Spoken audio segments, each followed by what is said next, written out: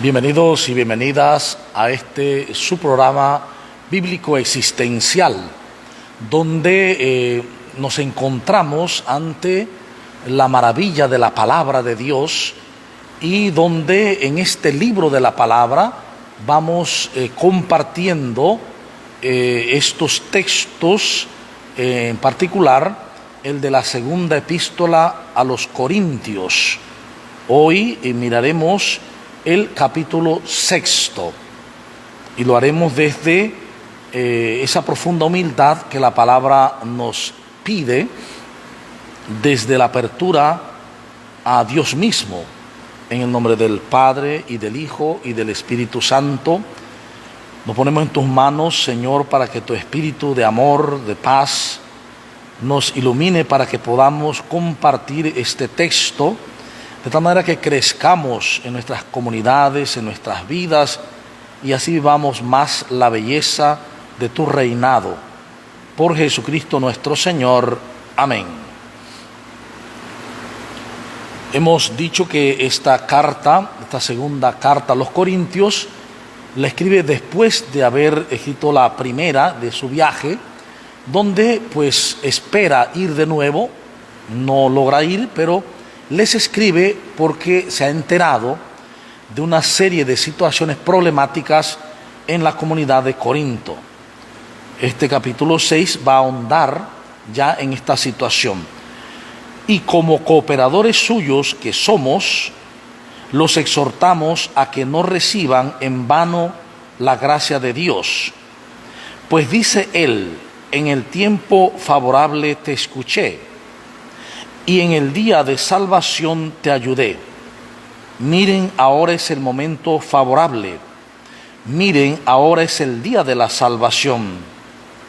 A nadie damos ocasión alguna de tropiezo, para que no se haga burla del ministerio. Antes bien, nos recomendamos en todo como ministros de Dios, con mucha constancia en tribulaciones, necesidades, angustias, en azotes, cárceles, sediciones, en fatigas, desvelos, ayunos, con pureza, ciencia, paciencia, bondad, con el Espíritu Santo, con caridad sincera, con palabras verdaderas, con el poder de Dios, no con las armas de la justicia a diestra y siniestra, en gloria e ignominia, en calumnia y en buena fama, tenidos por impostores siendo veraces, como desconocidos aunque bien conocidos, como moribundos pero vivos, como castigados aunque no condenados a muerte, como tristes, pero siempre alegres, como pobres, aunque enriquecemos a muchos, como quienes nada tienen, aunque todo lo poseemos. Corintios, les hemos hablado con toda franqueza. Nuestro corazón está abierto de par en par. No está cerrado nuestro corazón para ustedes. Los suyos sí que lo están. Correspóndanos, les hablo como a hijos. Ábranse también ustedes.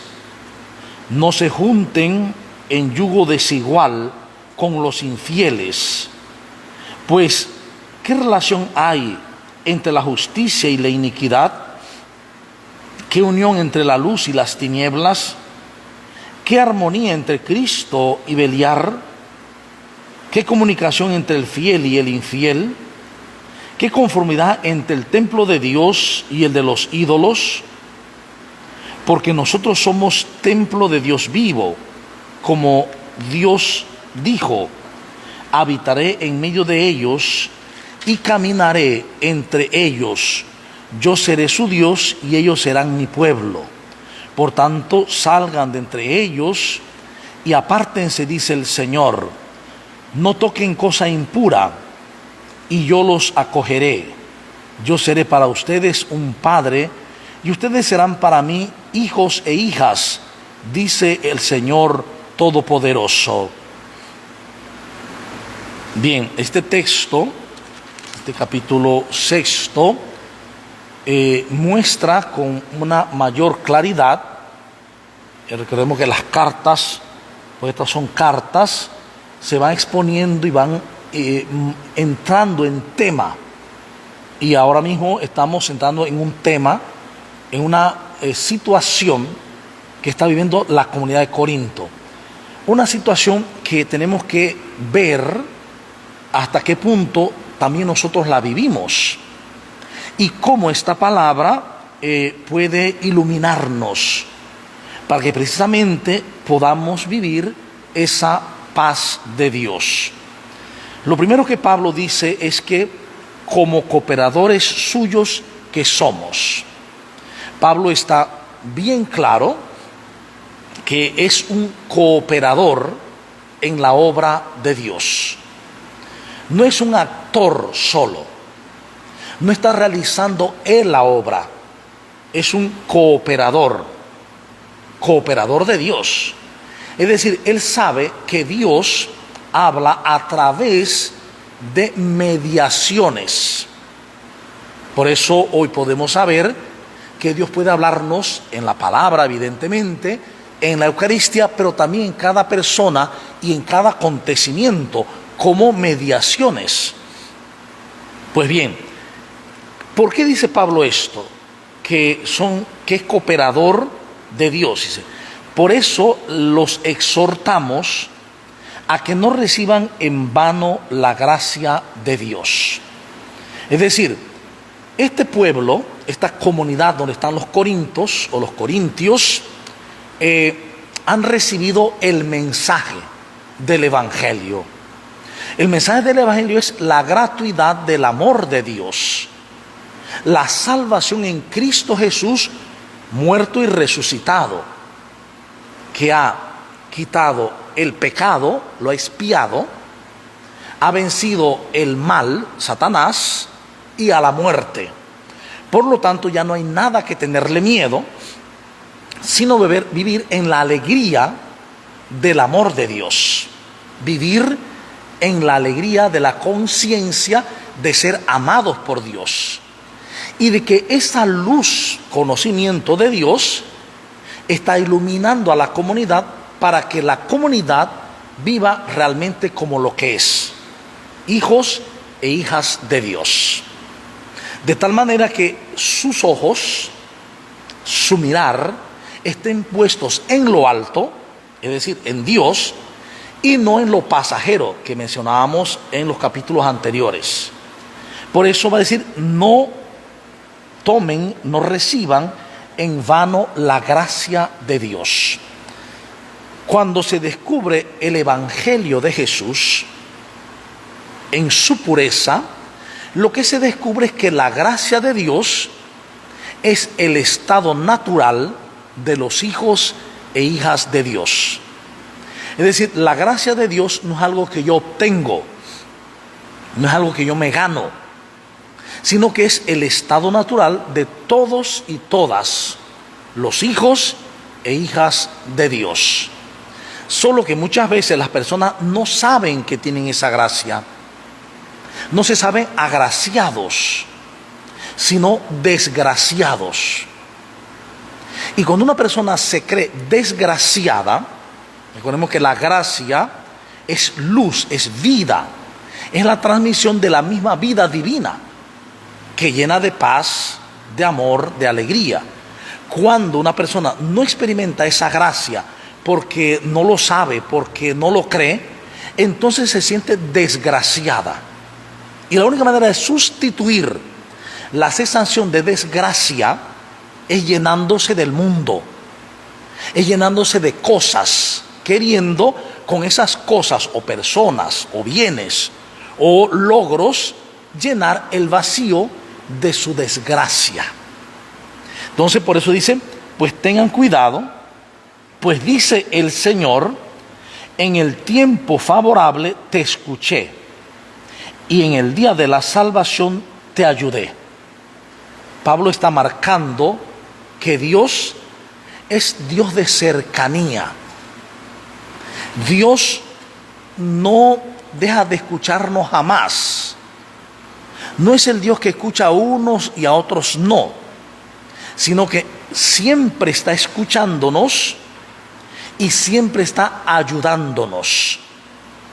Incluso con las experiencias más negativas que miremos en nuestras vidas. Porque toda experiencia no es más que un reflejo de mi interioridad. Es un espejo que me permite ver los obstáculos que estoy poniendo a la presencia del amor. Por lo tanto, en las mismas experiencias humanas, Dios nos está hablando siempre, atrayendo con hilos de ternura y cuerdas de amor.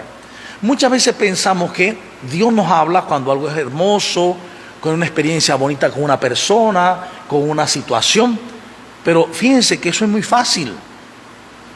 Lo interesante es descubrir cómo Dios nos habla cuando hay situaciones contrarias. Cuando hay personas que entran en nuestro círculo, en nuestra vida, y parecen que son obstáculos.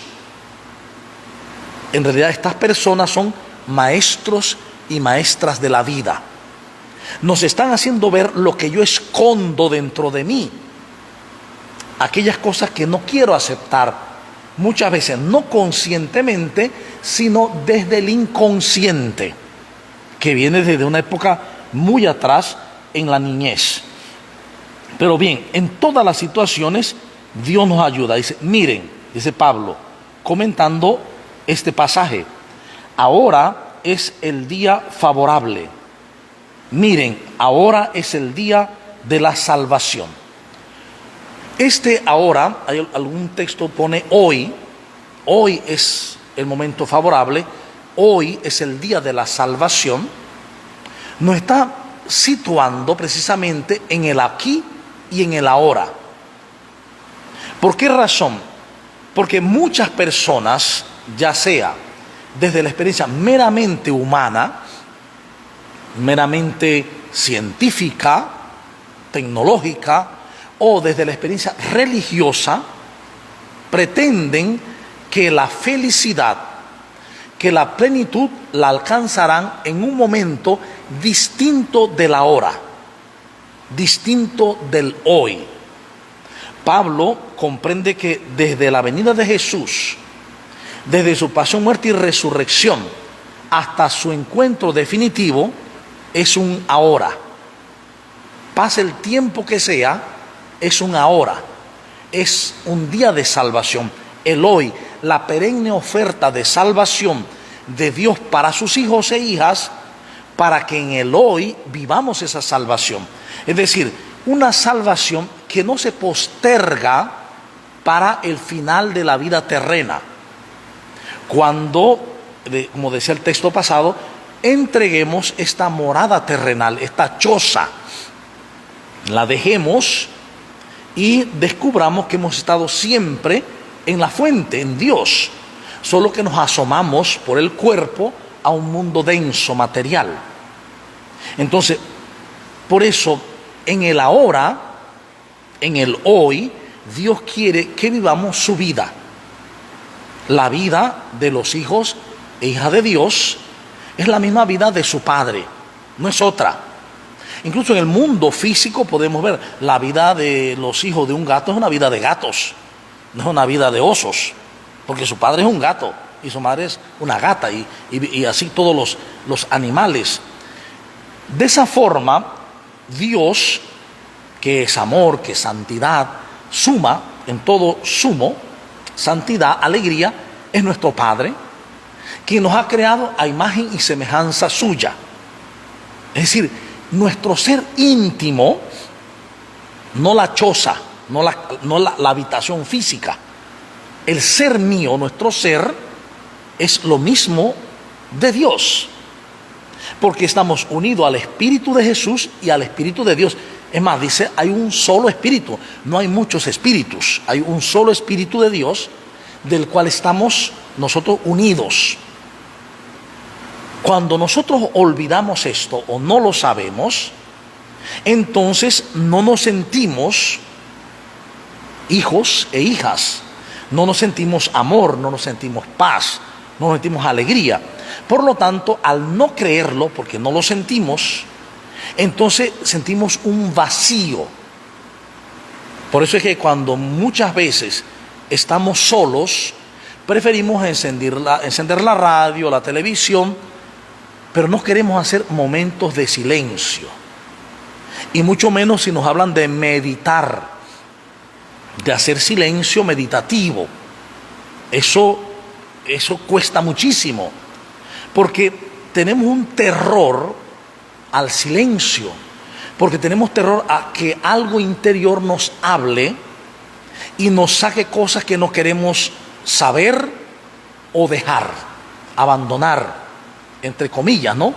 Entonces, ¿qué pasa? Preferimos seguir la voz del ego y acallar el mundo interior. Es más, el ego nos dice que nos va a decir en el interior cosas que nos van a prohibir placeres, nos va a prohibir alegrías, pero no es cierto. Lo cierto es que entre más atravesemos la nube que está entre el mundo del ego y el mundo del yo sagrado, porque cuando vemos desde el ego, vemos esa nube y decimos, ahí en esa nube oscura nos da miedo, ¿qué nos mostrará? Pero al atravesar esa nube, vemos el esplendor de la luz divina, del amor y de la paz. Entonces, ese esplendor, esa salvación, Dios la quiere para hoy. Hoy, ¿cuándo puedo experimentar realmente la salvación? Pero hay que también entender qué es la salvación. Recordemos que el Papa emérito, Benedicto XVI, cuando habla de la salvación, en su libro Jesús de Nazaret, y también lo refiere en Spe Salvi, esa encíclica, va a decir que la salvación, la mayoría de la gente no entiende lo que es, no es lo que la gente piensa, que es algo que está guardado para el más allá, después de muertos. Él dice, no, la salvación tiene que darse aquí, en este momento, porque para eso vino Jesús a esta tierra. Y la salvación, dice él, es una vida en plenitud, una vida verdadera. Es decir, vivir una vida tal cual realmente soy.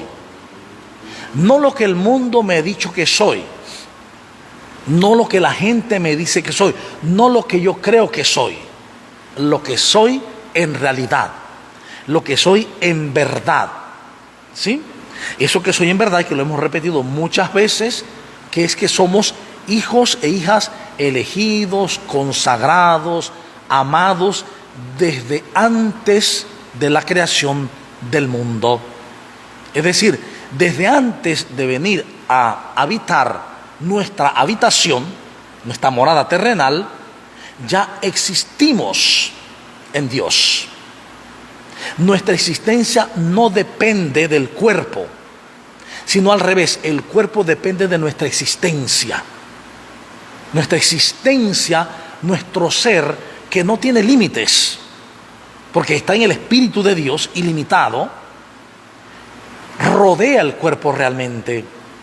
No es al revés, que mi ser está dentro del cuerpo, es el cuerpo está rodeado del Espíritu.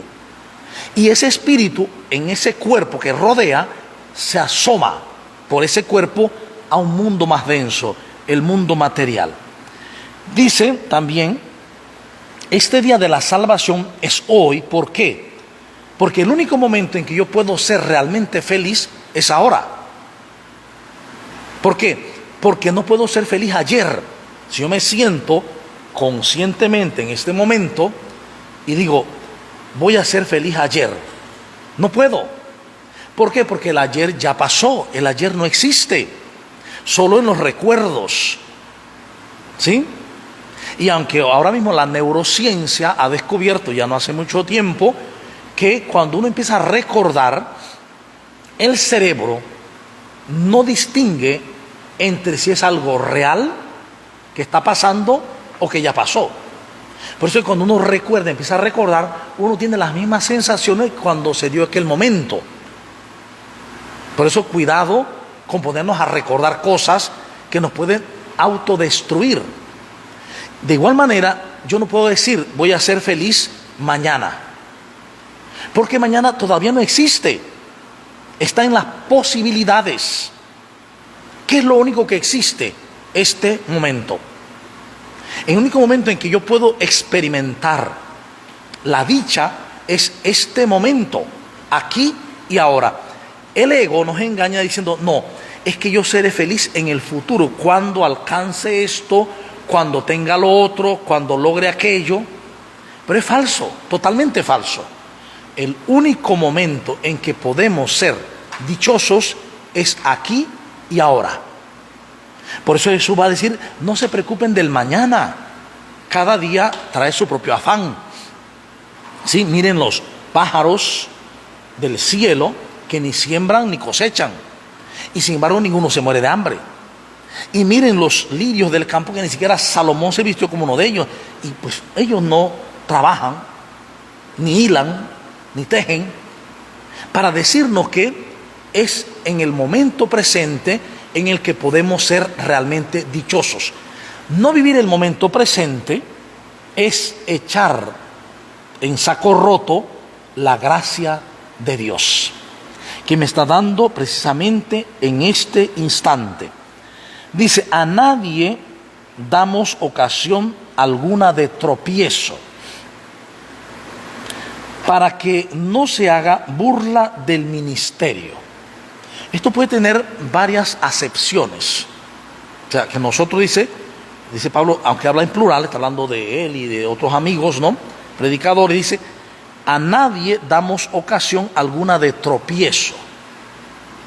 ¿Qué se entiende por tropiezo? Voy caminando,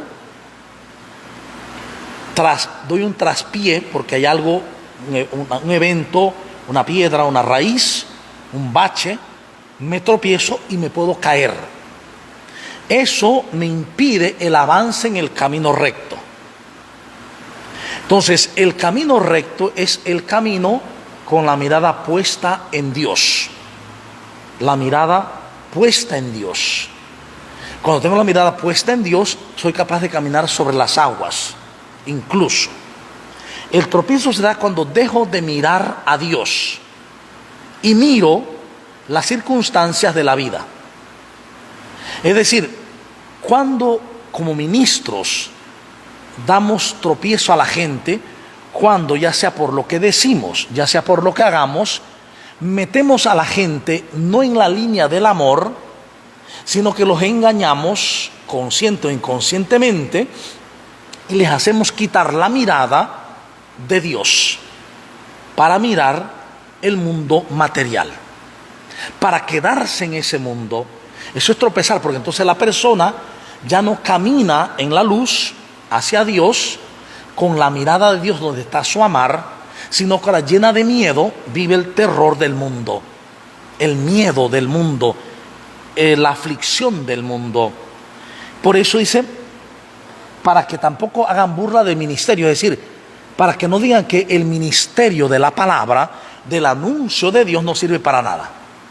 Si nosotros anunciamos una palabra, si nosotros vivimos de tal manera que las personas que nos ven no experimentan el amor en nosotros, la paz, la alegría del Evangelio de Jesús, la alegría de encontrarnos con Él, entonces la gente va a decir, esto no sirve de nada. Cuando entré a la comunidad, en vez de encontrar paz, encontré más problemas. Cuando entré a la comunidad, en vez de encontrar gente que me recibía con amor, encontré celos, envidias, peleas. Eso es hacer tropezar a los demás. Estoy haciendo tropezar al hermano. A esto se refiere Pablo también.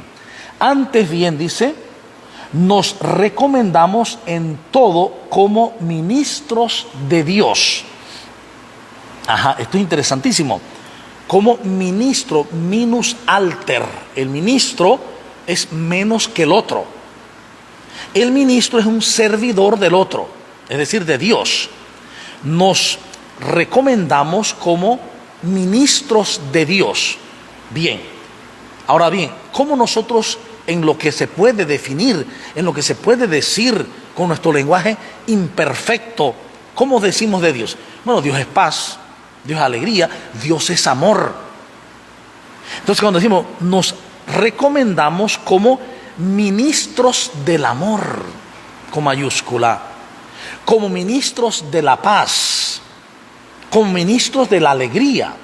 Es decir, en una comunidad, comenzando por el presbítero, diáconos, catequistas, ministros del altar, ministros de la comunión extraordinarios, ministros de los enfermos, ministros lectores, todos los que son ministros, los que somos ministros, hemos de presentarnos como ministros de Dios, es decir, ministros del amor.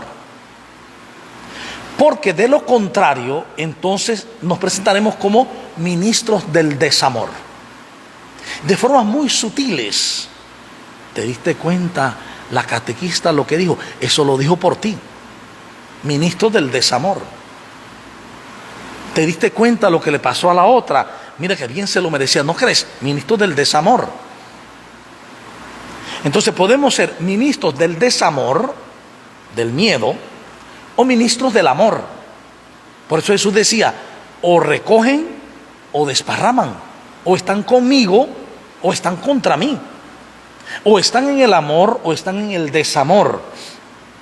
Y dice, con mucha constancia en tribulaciones, necesidades, angustias, azotes, cárceles, sediciones, fatigas, desvelos, ayunos. Estamos en una época en donde se llama la época pues de los millennials, de la generación Z, ya, donde todo se quiere en efectividad y en rapidez, pero también donde nadie quiere esperar y nadie quiere sufrir, nadie quiere vivir experiencias dolorosas donde pueda leer algo para aprender. Por ejemplo, la psicología ha demostrado que una persona que desde niño se le ayudó siempre a que no tuviera frustraciones, a que todo lo que quería se le daba, y cuando algo le hacía sufrir, de inmediato se le daba un sucedáneo para que no sufriera. Estas personas son muy débiles ante las frustraciones ya adultas, donde no puede tener control, entre comillas, porque nunca las tuvo. Entonces son personas débiles, cualquier cosa les hace caer, sufrir y hasta morir. Entonces tenemos que aprender desde niños que las frustraciones son necesarias, pues precisamente las frustraciones nos revelan los anhelos, muchas veces equivocados, las expectativas erróneas que llevamos por dentro. ¿Qué sucede? Que cuando una persona no está preparada para esto, cuando entra a una comunidad no guiada por el Espíritu Santo, no se deja guiar por el Espíritu del amor, entonces cualquier cosa va a agarrar la Biblia y va a decir, aquí está, hermano, mi Biblia, yo me cansé de que hablen de mí, me cansé que me pongan de pronto obstáculos en la comunidad, me cansé que no me pongan a leer, ya estoy harto de que hablen de mí, entonces aquí está, yo me voy para mi casita porque ya no soporto esto. Pablo dice, como él es ministro de Dios, él lo sabe, como él está abierto al Espíritu, lo veremos después, dice, con mucha constancia he vivido las tribulaciones. Lo que han dicho de mí, la fatiga, los desvelos, los ayunos, la cárcel, los azotes, porque incluso hablaban falsamente de él, claro, y entonces todo esto lo vive, y dice, con pureza, ciencia, paciencia y bondad. Entonces, ¿a qué se refiere con pureza? Con un corazón puro. ¿Y qué es un corazón puro? El corazón que vive el hoy. Un corazón impuro es el que vive del ayer y del mañana. ¿Por qué es impuro? Porque entonces el hoy lo invade de expectativas o lo invade de juicios, condenas, culpas y culpabilidades del pasado. El que vive el ayer vive culpabilizando a los demás. Incluso hay unas formas muy también sutiles de autoengañarnos. Lo que pasa es que la culpable de mi situación actual fue mi mamá, porque cuando yo estaba en el vientre de mi madre, entonces tengo que ir ahí, y me dijeron que mi abuelo también quiso abortar a mi mamá, y entonces tengo que perdonar a esta generación, irme a la otra generación, y empiezo a culpar. Y en el fondo, lo que estoy haciendo es culpando. La única manera de perdonar, de transformar generacionalmente, es perdonando, simplemente. Es decir, el pasado ya no existe, lo perdono, lo deshago, ya. No guardo emociones, las suelto. Entonces, por eso, la persona pura es la que tiene el corazón aquí y ahora. Por eso dice el Evangelio: bienaventurados los de corazón puro, porque ellos verán a Dios. Porque es que a Dios solo lo puedo ver en el momento presente. Yo no puedo ver a Dios ayer. Puedo leer sobre la actuación de Dios en el ayer o en hace 2000 años, en la palabra sí, pero no puedo encontrarme con Dios personalmente ayer. No puedo encontrarme personalmente con Dios mañana, porque no existe el mañana. Yo puedo encontrarme con Dios hoy, en este momento presente. El hombre, la mujer de corazón puro, es la persona que está continuamente velando, llorando, para vivir el momento presente. Y es que desde este momento presente, solo puedo ver en la comunidad a mis hermanos como santos, como puros, como espíritus, como Cristo, más allá de lo que físicamente veo. Cuando en el momento presente miramos a la comunidad, a los hermanos y hermanas de comunidad, y no tenemos el corazón puro, estaremos mirando a esa persona desde el ayer. Fue la que me hizo esto, la que dijo aquello, la que falló en aquello. Entonces me pierdo de ver a la persona tal cual es realmente, tal como Dios la creó, a imagen y semejanza suya. El amor la creó a imagen suya. Esa persona es amor, aunque no lo sepa, aunque sea patana, grosera, grosero, patán, aunque sea de pronto una persona dura, es amor, solo que no lo sabe, nada más. Es como que agarre una vasija de gelatina y la envuelva en acero. Entonces tú la tocas y es que no es que es dura, es acero, pero mira el fondo realmente, es gelatina, es suave. Así es la vida real. ¿Qué pasa? Cuando yo dejo de ver el pasado, entonces puedo ver más allá de lo físico y ver en cada persona a Jesús. Porque tengo un corazón puro. Incluso dirá él en el Mateo 25, al que es más insignificante para tu vida, a tu hermano más insignificante, en él estoy yo. Por eso cuando me diste de comer, me lo diste a mí. Le diste de beber, me diste a mí. Aún en el más insignificante, el que está en la cárcel, fíjense. Entonces, además también, cuando me concentro en el pasado, lo que hago es envenenarme, porque estaré culpando a todo mundo y resintiéndome cada vez más. Por otro lado, cuando voy al futuro con las expectativas, lo que hago es que la persona que está enfrente quisiera cambiarla para que fuera distinta de lo que es en este momento.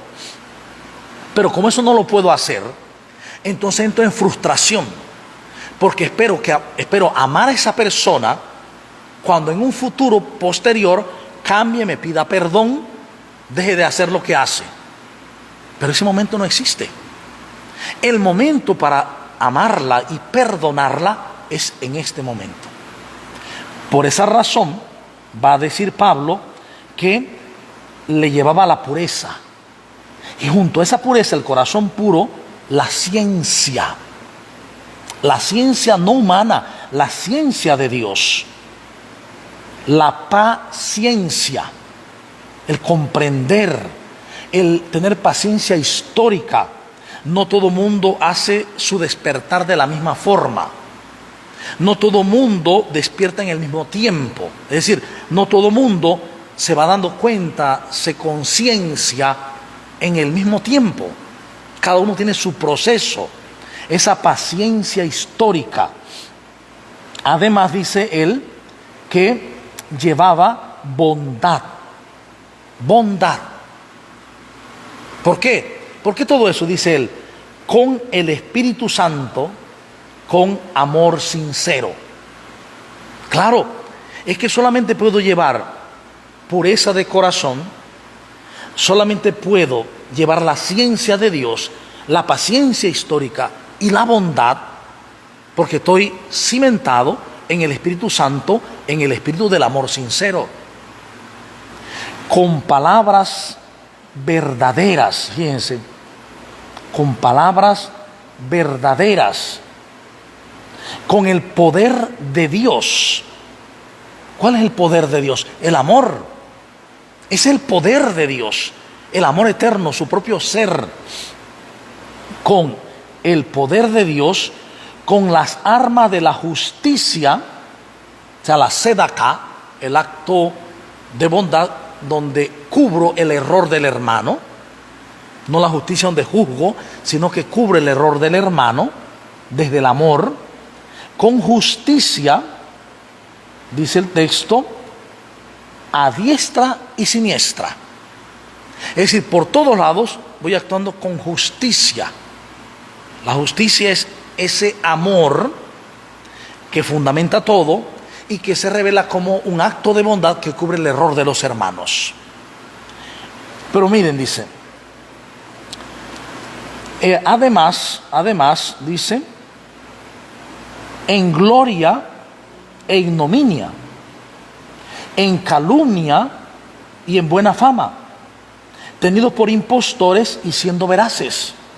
Si todo lo que la gente ve, que era ser impostores, calumniadores, ignorantes, dice, era todo lo contrario, porque llevamos la ciencia de Dios, llevamos el poder de Dios que es su amar, llevamos la buena fama de la bondad, de la verdad, como desconocidos pero bien conocidos, como moribundos pero bien vivos, como castigados pero no condenados a muerte, como tristes pero siempre alegres. Es decir, mucha gente dice, es que esa vida de estar en la iglesia, en comunidad, es triste.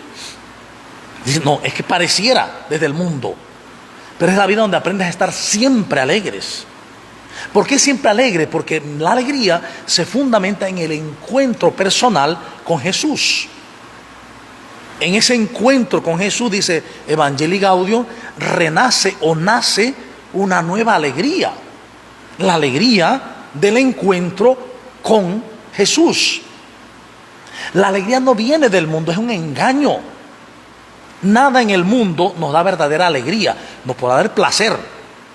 Y el problema humano es que confundimos el placer con alegría. No, es que la alegría viene solo de Dios. Y por eso dice el texto, como pobres aunque enriquecemos a muchos. No tenemos nada en el cuerpo, no llevamos nada, pero dice, enriquecemos a muchos porque llevamos la riqueza de Dios mismo. Si el Señor es mi pastor, nada me falta. Si el Señor no es mi pastor, todo me faltará. Entonces va a comenzar una segunda parte del texto donde va a decir, Corintios, les hemos hablado con toda franqueza. Es decir, le estamos hablando con la verdad. Nuestro corazón está abierto de par en par. Le estamos hablando desde el amor, desde ser ministros. No está cerrado nuestro corazón para ustedes. Los suyos sí que lo están. ¿Por qué Pablo dice eso? Porque los corintios no querían aceptar la enseñanza que Pablo les estaba dando, les había dejado. Le había dicho ya en la primera carta también. No querían aceptar la enseñanza. Podríamos de pronto hoy decir, ¿y por qué no querían aceptar? porque nadie quiere aceptar las enseñanzas nuevas, porque tenemos paradigmas y no queremos cambiar los paradigmas, no queremos cambiar la forma de vida, no queremos salir del pasado y del futuro, no queremos, nos da miedo vivir el presente nada más. Pero si vivo el presente, entonces el futuro, ¿cómo voy a organizarlo? Claro, organízalo, planifícalo, pero entrégalo a la providencia. No tengas expectativas, vive el presente, se programa, se proyecta, pero no se vive. El pasado se recuerda, se aprende de él, pero no se vive. Entonces le dice, miren, ustedes sí están cerrados, correspóndanos, les hablo como hijos. Ábranse también ustedes, abran sus corazones. Aquí está algo muy interesante, no se junte en yugo desigual. ¿Por qué razón? Está hablando de que en ese, lo que le habían dicho aparentemente Priscila y Aquila, que se supone que fue los que le llevaron los mensajes, que los de la comunidad se estaban casando con gente que no era cristiana, o mejor dicho, con gente que no seguía a el Mesías Yeshua, gente que no seguía el camino judío, porque en este momento todavía era un judaísmo mesiánico, que estaba comenzando los pasos de separarse del judaísmo primitivo. Entonces, ¿qué pasa? Los cristianos o las cristianas se estaban casando, y eso lo vimos también en el otro texto, en la anterior carta, y las recomendaciones que él daba, y cómo la persona cristiana seguidora de Cristo santificaba al pagano o a la pagana por ser de Cristo. Pero ahora se ha dado cuenta de algo. Dice, pues ¿qué relación hay entre la justicia y la iniquidad? Entre la luz y las tinieblas, entre la armonía entre Cristo y Beliar, o sea, el ídolo. ¿Qué comunicación hay entre el fiel y el infiel? ¿Qué conformidad entre el templo de Dios y los ídolos? Es decir, Pablo se da cuenta que aunque él dijo que bueno, que podían casarse los seguidores de Yeshua con no seguidores de Jesús, paganos, esto él empezó a ver que en la práctica traía unos problemas. Muchas veces el no seguidor de Jesús arrastraba al seguidor hacia los ídolos. Hacia los ídolos. ¿Qué significa a los ídolos? A todo aquello que no era poner la esperanza y la confianza en Dios mismo, sino la esperanza en un culto que daba primacía a la lluvia, al sol, o sacrificio de animales a un dios determinado, en este caso Beliar, como dice él. Entonces se da cuenta que lo más sensato es que las personas que están en la luz, dice, las personas que están en la verdad, no se junten con las que no están en la luz. No hagan yugos desiguales, ni se casen, ni anden de amiguitos con los infieles. Ámenlos, evangelícelos, pero si no quieren seguir el camino de la fidelidad, del amor, déjenlos ir. Pero no vayan detrás de ellos porque terminarán iguales en el desamor. A esto se refiere, y que es muy, muy clarito, muy claro. Y va a decir, mire, ¿por qué? Porque no hay conformidad entre el templo de Dios y el de los ídolos. Porque el templo de Dios, que eres tú, que somos nosotros, nos lleva a la verdad y nos hace libres. Mientras que el templo de los ídolos nos lleva a la esclavitud. Dice, Dios dijo, habitaré entre ellos. Yo seré su Dios y ellos serán mi pueblo. Entonces, reconozcan que hemos de vivir como pueblo de Dios, como pueblo santo. Esa es la llamada que Dios hace hoy a las comunidades y que el Concilio Vaticano II retomó con fuerza, que las comunidades cristianas católicas reconozcamos que somos el pueblo santo de Dios y que por lo tanto estamos llamadas a vivir como ese Dios santo, en la santidad, porque eso es lo que somos, santidad misma de Dios. Pero ¿cómo vamos a hacer santidad si nos equivocamos? Claro, somos santidad aunque nos equivoquemos, pero el hecho de que nos equivoquemos, que fallemos, que erremos, que pequemos, no nos arrebata el ser imagen y semejanza de la santidad, imagen y semejanza del amor que es Dios. Entonces, tener esta claridad. No toquen cosa impura. No es meramente tocar con la mano. Se refiere a que no busquemos lo impuro. Es decir, permanecer en el pasado o en el futuro. Porque permanecer en el pasado o en el futuro hace de nuestras mentes, de nuestros corazones, impureza. Porque no vivimos el amor que es lo que está presente aquí y ahora. Dice, y yo los acogeré. Esto es claro, hermosísimo. No toquen cosas impuras y yo los acogeré. Claro, Dios está siempre abierto. Dios es siempre amor. ¿Cuándo? Aquí y ahora. Pero si me la paso en el pasado recordando lo que me hicieron y lo que hice, no puedo encontrarme con esa misericordia, porque estaré culpando, odiando, estaré en el desamor. Necesito resucitar.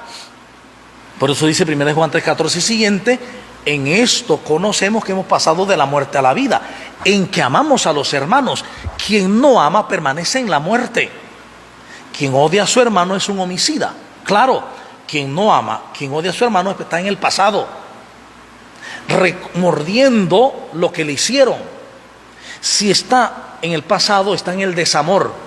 No puede vivir el reino, porque el reino se vive aquí y ahora. El reinado de Dios, el reinado del amor que siempre nos está esperando, que siempre nos está trayendo con hilos de ternura y cuerdas de amor. Igual, si estoy en el pasado, no estoy aceptando la persona, porque la quiero de una forma distinta como es ahora. Y tampoco puedo asumir la vida de Dios aquí y ahora. Entonces, el camino, por lo tanto, es, dice, vivir de esta manera. Y yo seré para ustedes un padre. Yo descuidé que soy su padre. Les haré ver que soy su padre. ¿Cuándo puedo ver que Dios es mi padre? En este momento. En este momento. Yo puedo recordar y ver que Dios ha hecho cosas en mi vida, maravillas en mi vida. Pero la mayor maravilla es este momento, porque es un instante santo. Es un instante santo donde, si me hago consciente, me doy cuenta que estoy unido al Espíritu de Jesús, y con Jesús al Espíritu de Dios, y por tanto todos estamos en un solo cuerpo y un solo espíritu, como dice la plegaria eucarística: un solo cuerpo, la tercera, un solo cuerpo y un solo espíritu. ¿Ve? Vivir de esta manera aquí y ahora. Entonces dice: yo seré para ustedes un padre y ustedes serán para mí hijos e hijas, dice el Señor Todopoderoso. Entonces, lo que Dios quiere realmente es que descubramos, que creamos y que vivamos como hijos e hijas. Esto, y en la lógica humana, en el lenguaje humano, recordemos que nuestro lenguaje pretende hablar desde un lenguaje que es inmanente, y sobre lo inmanente, sobre lo trascendente. Es imposible acceder desde nuestro lenguaje, pero con la revelación que usa nuestro lenguaje, nos acercamos a aquello que Dios quiere que sepamos.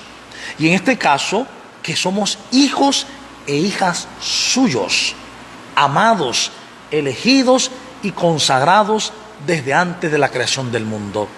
Por lo tanto, el camino a seguir es darnos cuenta desde la misma lógica humana cómo vive el hijo de un conejo como conejo, cómo vive el hijo de un león como león, cómo vive el hijo de un pato como pato, cómo vive el hijo de Dios como Dios. Por eso que Jesús dice: ustedes no han oído que lo llaman a los que son discípulos de Dios, dioses. Lo dice Jesús. Es en ese sentido. No es en que querramos hacer idolatría nuestra, no. Es comprender que estamos unidos a Dios y por tanto somos parte suya. Y nuestra vida en este mundo físico está llamada a vivir como hijos de Dios, como hijas de Dios, que en síntesis es vivir en el amor porque Dios es amor. Y desde el amor, la compasión, la ternura, la alegría, la bondad. Bien, cerramos aquí y vamos a dar tiempo a ver algunas preguntas, ideas que se nos presentan aquí en las redes. Dice una primera idea: yo puedo lograr un corazón puro a través de la oración diaria y un corazón abierto al amor fraterno. Sí, pero le voy a decir algo. Regularmente nuestro cerebro es como un CPU de computadora. Se van guardando informaciones en él. Esta información se va volviendo hábito en nosotros. Cuando hacemos una serie de hábitos, incluso de manera inconsciente, otras las convertimos en, de pronto, codependencias. Cuando queremos salir de eso, nos cuesta muchísimo. ¿Por qué? Porque al creer que somos un cuerpo, entonces experimentamos esa creencia. Vamos a vivirla.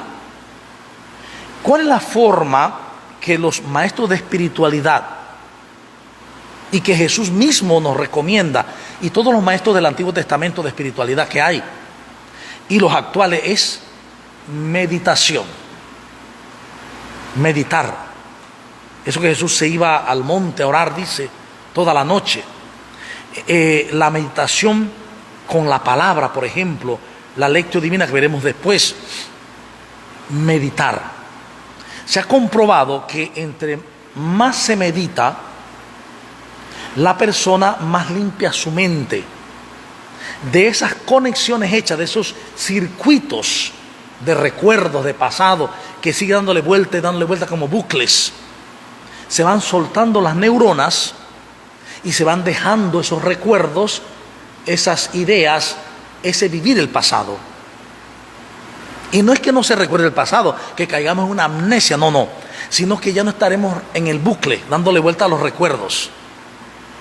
Entonces, también se ha comprobado que una persona que durante un mes, 30 días, incluso algunos dicen 60 días, de lunes a viernes, mediten todos los días 1 hora, la visión de la vida le va a cambiar totalmente, porque se va a hacer más interior, va a estar conectado con su verdadero ser y menos conectado con el exterior, que es perecedero y que por lo tanto se acaba y es falso. Entonces sí, la oración, la meditación, el amor, claro, pero eso hay que hacer un trabajo interior. Hay que comenzar a disciplinarse en la meditación. No tengamos miedo a la palabra meditación, porque muchas veces la relacionamos con prácticas orientales. Pues sí, es que Jesús era oriental. Jesús no era de Occidente, Jesús era un oriental y piensa como oriental.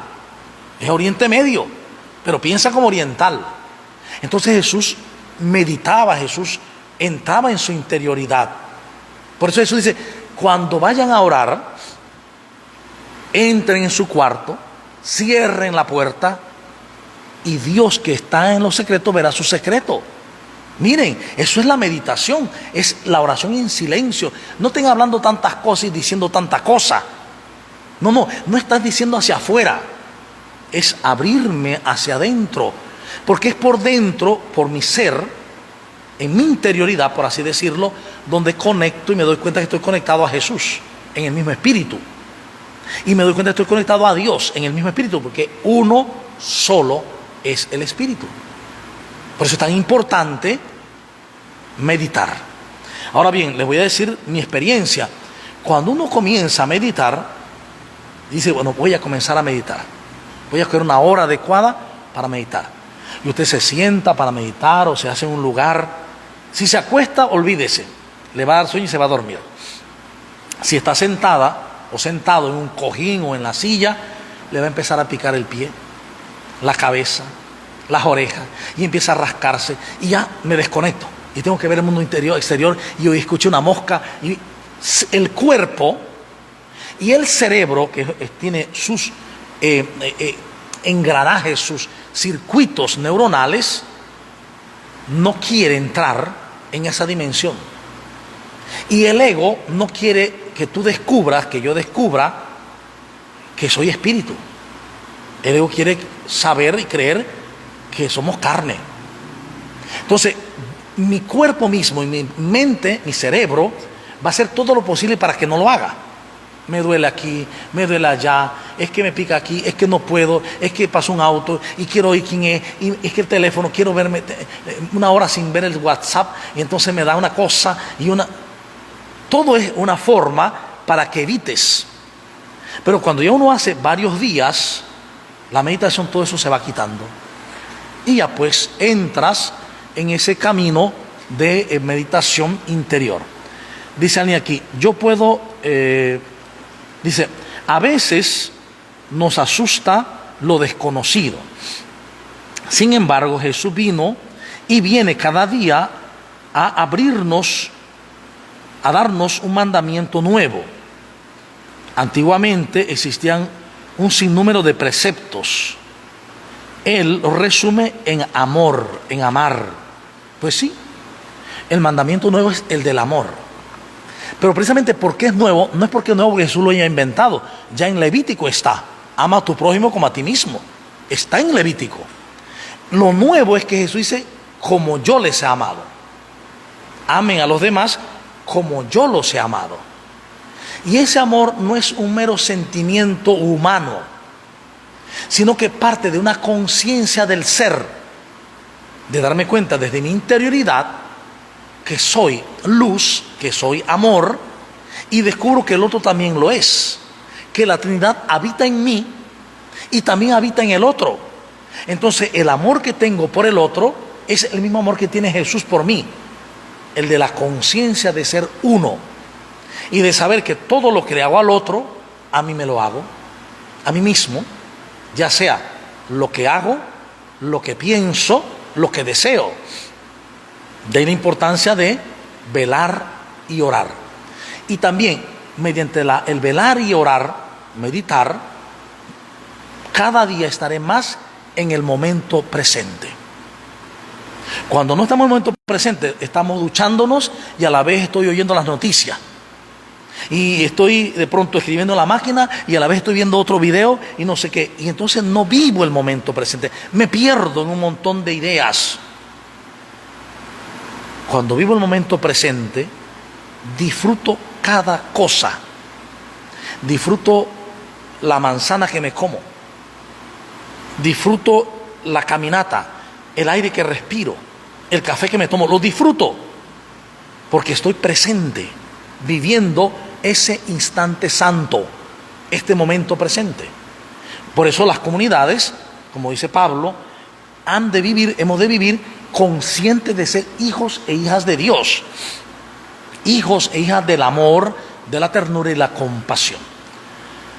Te damos gracias, Padre, por esta palabra, porque nos llamas a vivir en comunidades donde vivamos realmente tu amor, tu alegría, tu paz, tu compasión, para ser verdaderos discípulos misioneros en salida y sinodales.